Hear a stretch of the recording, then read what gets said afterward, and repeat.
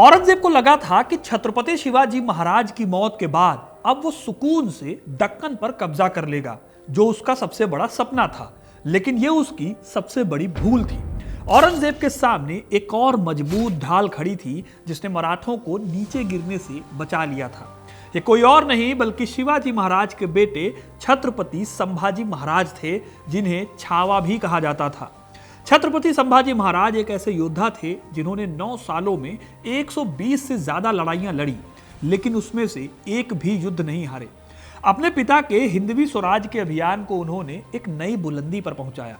संभाजी महाराज के कारनामों से औरंगजेब की नींद उड़ गई थी। आखिर में उसने संभाजी को धोखे से कैद कर लिया और बेहद क्रूर तरीके से सजा दी। लेकिन फिर भी मराठों का परचम औरंगजेब के सामने झुका नहीं। आज मैं आपको बताऊंगा कि कैसे संभाजी महाराज को तड़पा तड़पा कर औरंगजेब ने मौत दी थी और उस मौत का बदला संभाजी के वफादार मराठों ने कैसे लिया था। तो वीडियो को अंत तक जरूर देखिएगा, क्योंकि अपना इतिहास नहीं जानोगे तो खुद को कैसे पहचानोगे। सबसे पहले जान लेते हैं संभाजी महाराज के बारे में। संभाजी राजे का जन्म 14 मई 1657 को पुरंदर के किले पर हुआ। यह पुणे से लगभग 50 किलोमीटर की दूरी पर पड़ता है। वो शिवाजी महाराज की पहली और प्रिय पत्नी सईबाई के बेटे थे। वो महज 2 साल के थे जब उनकी मां की मौत हो गई, जिसके चलते उनकी परवरिश उनकी दादी जीजाबाई ने की। संभाजी महाराज शास्त्र लिखने और शस्त्र चलाने दोनों कलाओं में एक्सपर्ट थे। सिर्फ 9 साल की उम्र में ही छत्रपति शिवाजी महाराज ने अपने बेटे को स्वराज की शिक्षा देनी शुरू कर दी थी। यही वजह है कि शिवाजी के साथ जब 9 साल के संभाजी महाराज आगरा गए तो उन्हें 1500 किलोमीटर के इस लंबे सफर में कोई दिक्कत नहीं हुई। फिर जब आगरा में शिवाजी को औरंगजेब ने बंदी बनाकर कैद में डाल दिया, तब संभाजी ही शिवाजी के नन्हे जासूस थे। यह वो दौर था जब पूरे देश में मुगलिया सत्ता की तूती बोलती थी। यहां तक कि पहनावे में भी कुर्ते और अचकन जैसे मुगलिया कपड़ों का बोलबाला हो गया था। आज भी अगर आप देखो तो कुर्ता बहुत ट्रेंड करता है, लोग फैशन में कुर्ता पहनते हैं, शादियों में पहनते हैं। शिवाजी ने संभाजी की जासूसी की मदद का फायदा उठाया। पहले एक टोकरी में खुद को बंद करके बाहर निकले और फिर भेष बदल कर चकमा दे दिया। भेष बदलने के लिए उन्होंने ऐसे ही किसी कपड़े का सहारा लिया होगा जो मुगलिया दौर में प्रसिद्ध रहे होंगे। आगे चलकर जब साल 1680 में शिवाजी की मृत्यु हुई, तब उन्होंने गद्दी संभाली और गद्दी संभालते ही उन्होंने मुगलों की नाक में दम करना शुरू कर दिया। 1681 में उन्होंने दक्कन के एंट्री गेट बुरहानपुर को जीत लिया था। इसके बाद आगे बढ़ते हुए उन्होंने नवाबपुरा और बहादुरपुरा जैसी जगहों को जीत लिया, जिसमें खुर्रामपुर जैसे 17 गांवों को तबाह भी कर दिया। सोना चांदी, हीरा मोती और जवाहरात को उन्होंने लूट लिया और राजधानी बुरहानपुर को पूरी तरह से जलाकर खाक कर दिया। इसके बाद औरंगाबाद को भी संभाजी महाराज ने औरंगजेब से छीन लिया। यह सब चल ही रहा था कि औरंगजेब के बागी बेटे अकबर द्वितीय को भी संभाजी महाराज ने शरण दे दी। इस तरह से अकबर के सामने शिवाजी जैसी समस्या फिर से आकर खड़ी हो गई। औरंगजेब ने खूब कोशिश की, लेकिन संभाजी को पकड़ नहीं पाए। आखिर में 1687 में मराठा फौज की मुगलों से एक भयंकर लड़ाई हुई। हालांकि जीत मराठों के हाथ ही लगी, लेकिन उनकी सेना बहुत कमजोर हो गई। यही नहीं, उनके सेनापति और संभाजी के विश्वास पात्र हम्बीर राव मोहिते की इस लड़ाई में मौत हो गई। संभाजी राजे के खिलाफ षड्यंत्रों का बाजार गर्म होने लगा। इस दौर में उनकी जासूसी की जाने लगी। उनके रिश्तेदार शिर्के परिवार की इसमें बहुत बड़ी भूमिका थी। फरवरी 1689 में जब एक बैठक के लिए संगमेश्वर पहुंचे तो वहां उन पर घात लगाकर हमला किया गया। मुगल सरदार मुकर्रब खान की अगुवाई में संभाजी के सभी सरदारों को मार डाला गया। उन्हें और उनके सलाहकार कवि कलश को पकड़कर बहादुरगढ़ ले जाया गया। औरंगजेब ने संभाजी के सामने एक प्रस्ताव रखा, सारे किले औरंगजेब को सौंपकर इस्लाम कबूल करने का प्रस्ताव। इसे मान लिया जाने पर उनकी जान बख्शने का वादा किया गया। संभाजी राजे ने इस प्रस्ताव को मानने से साफ इनकार कर दिया। इसके बाद शुरू होता है टॉर्चर और बेइज्जती का एक लंबा दौर। इस्लाम कबूल करने से इनकार करने के बाद संभाजी राजे और कवि कलश को जोकरों वाली पोशाक पहनाकर पूरे शहर भर में परेड कराई गई। पूरे रास्ते भर उन पर पत्थरों की बरसात की गई, भाले चुभाए गए। उसके बाद उन्हें फिर से इस्लाम कबूलने के लिए कहा गया। फिर से इनकार करने पर और ज्यादा यातनाएं दी गई। दोनों कैदियों की जबान कटवा दी गई, आंखें निकाल ली गईं। इसके बाद यूरोपियन इतिहासकार डेनिस किनकैड लिखते हैं, बादशाह ने उनको इस्लाम कबूलने का हुक्म दिया। इनकार करने पर उनको बुरी तरह से पीटा गया। दोबारा पूछने पर भी संभाजी ने इनकार ही किया। इस बार उनकी जबान खींच ली गई। एक बार फिर से पूछा गया। संभाजी ने लिखने की सामग्री मंगवाई और लिखा, अगर बादशाह अपनी बेटी भी दे दे तब भी नहीं करूंगा। इसके बाद उनको तड़पा तड़पा कर मार डाला गया। कहा जाता है कि संभाजी के जख्मों पर नमक डाला गया, मिर्च को आंखों में डाला गया, बालों को खींचा गया, शरीर से मांस के टुकड़े निकाल निकाल कर कुत्तों को खिलाए गए, उनकी उंगलियां काटी गई, हाथ काटे गए, जबान काटी गई।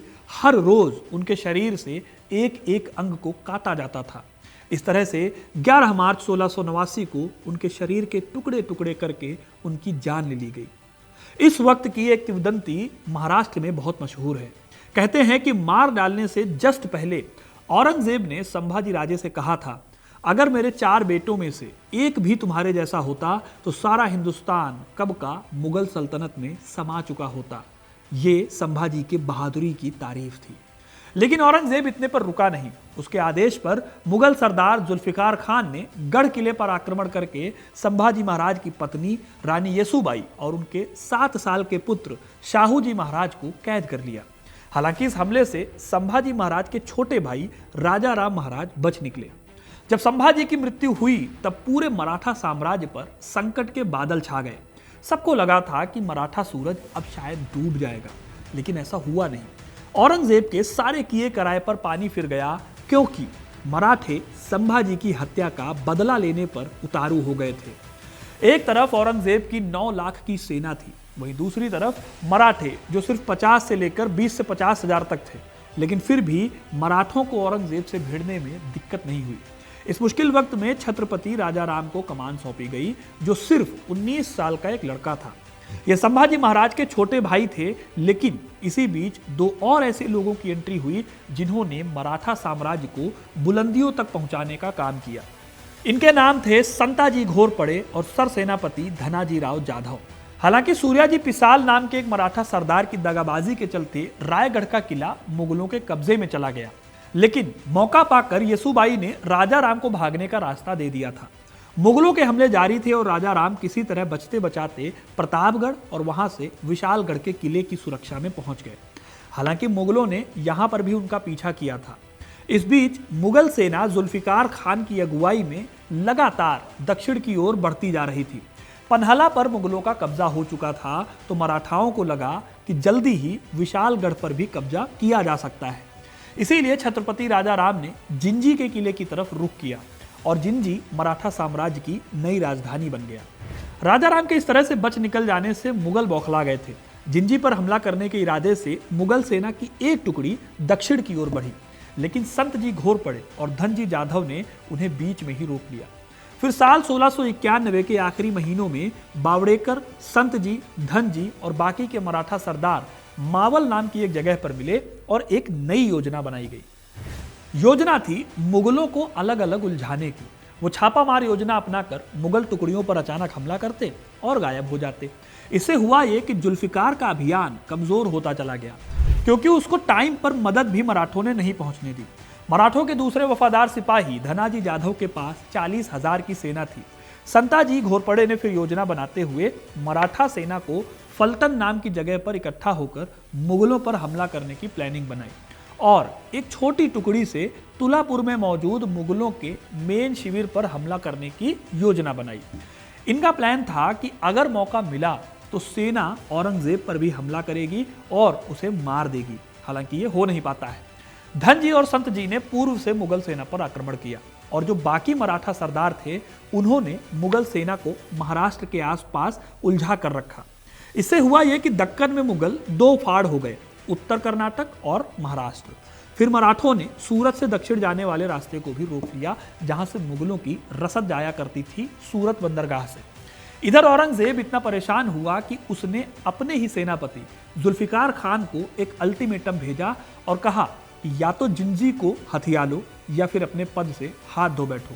हालांकि 1698 तक मराठा सेना ने किसी तरह से जिंजी के किले को सुरक्षित रखा।